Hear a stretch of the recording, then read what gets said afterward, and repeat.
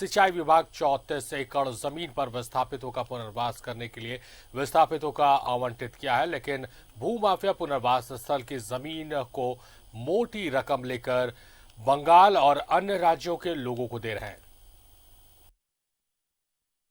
चांडिल स्वर्ण रेखा परियोजना के कोपाली ब्लॉक बी और ब्लॉक ए में डैम से विस्थापितों के लिए सिंचाई विभाग ने 34 एकड़ जमीन पर पुनर्वास के लिए आवंटित किया, लेकिन यहां पर भूमाफिया पुनर्वास स्थल के जमीन को एक मोटी रकम लेकर पश्चिम बंगाल और अन्य राज्यों के लोगों को बेच रहे हैं। इसके लिए भूमाफिया कागज भी दे रहे हैं।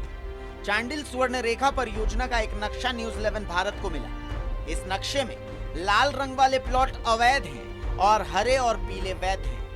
विस्थापितों को 2018 में पुनर्वास स्थल कोपाली में पुनर्वास पदाधिकारी और अंचल अधिकारी चांडिल सरकारी पत्र देकर प्लॉट आवंटित करते हैं, लेकिन यहां पर दबंग लोगों द्वारा आवंटन प्लॉट को पहले से ही दखल कर यहां पर घर भी बना लिया गया। सुनिए यहां रहने वाले विस्थापितों का दर्द। एक जगह दे रहे हैं, अगर थाना में भी सूचित किया जा रहा है, कभी कभी एसडीओ को दे रहे हैं, कभी कभी हम लोग पुनर्वास स्थल पुनर्वास ऑफिस को देते हैं, तो लोग बोल रहे हैं जो इसका कार्रवाई होगा, लेकिन अभी तक 30 साल हुआ कोई कानूनी कार्रवाई नहीं हो रहा है। विस्थापित को रहना मुश्किल हो गया। सुविधा है बाबू आपका?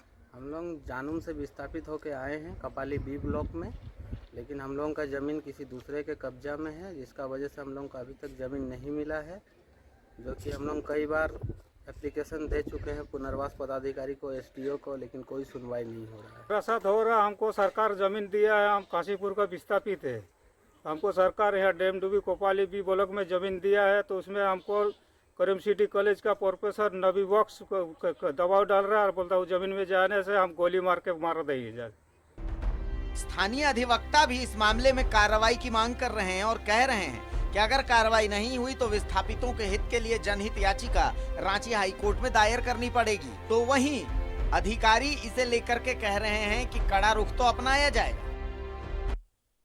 ये तो बहुत गंभीर विषय है और जो फंडामेंटल राइट्स है इंसान का, उसका कंप्लीट वायलेशन है। अगर नहीं मिला तो कम से कम डिपार्टमेंट के वरीय पदाधिकारी जो डायरेक्टर रैंक के हैं, उन्हें इस पर कोई एक्शन लेना चाहिए। और जो भी विस्थापित हैं उनके ग्रीवांस हैं कि अगर ज़मीन नहीं मिला है, मुआवजा अगर नहीं मिला है और अगर ज़मीन मिल गया है तो उस पर कंस्ट्रक्शन नहीं हुआ है, तो ये गंभीर मुद्दा है। ये जीवन और मृत्यु से रिलेटेड है, लाइफ ऑफ लिबर्टी का है। इस पर हमने 4-5 पुनर्वास स्थल का भ्रमण किया है और जो बहुत वर्षों से पर्चा वितरण या आवंटन नहीं हुआ है, इस कारण से जो अवैध कब्जा वाला समस्या है अभी ज्यों का त्यों है। इसके लिए हम लोग एक सूची बना रहे हैं और सूची बनाकर पर्चा निर्गत करने की कार्रवाई करेंगे। जो सूची बनने के क्रम में जो अवैध दखल का जो सूची रहेगा वो एसडीओ को, डीसी को सौंपा जाएगा और उनके द्वारा अतिक्रमण के खिलाफ जो कार्रवाई होती है वो की जाएगी। तो ये जो सूची बनने की जो देरी है, वो सूची बनते ही हम लोग उसको जिला प्रशासन को सौंप देंगे और जिला प्रशासन वहाँ से जितने भी अवैध कब्जाधारी हैं उनको हटाया जाएगा। सर, कोपाली क्षेत्र में जो पुनर्वास स्थल है ए और बी, उसमें सरकार का ज़मीन पर अवैध रूप से लोग कब्जा कर रहा है, तो इस कब्जा को कब तक हटाया जाएगा सर?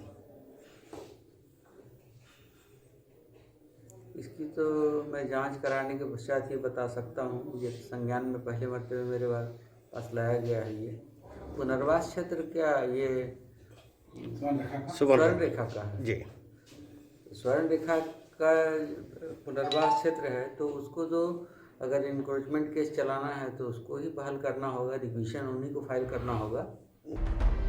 इतना तो तय है कि अधिकारियों की इसकी जानकारी ना हो ऐसा संभव नहीं है और बिना सरकारी अधिकारियों के मिलीभगत के ये हो भी नहीं सकता। पर सवाल ये है कि इस नेक्सस का भंडाफोड़ कब होगा? आखिर किसका इंतजार कर रहे हैं लोग? सरायकेला से न्यूज 11 भारत के लिए बसंत कुमार साहू की रिपोर्ट। जमशेदपुर में खनन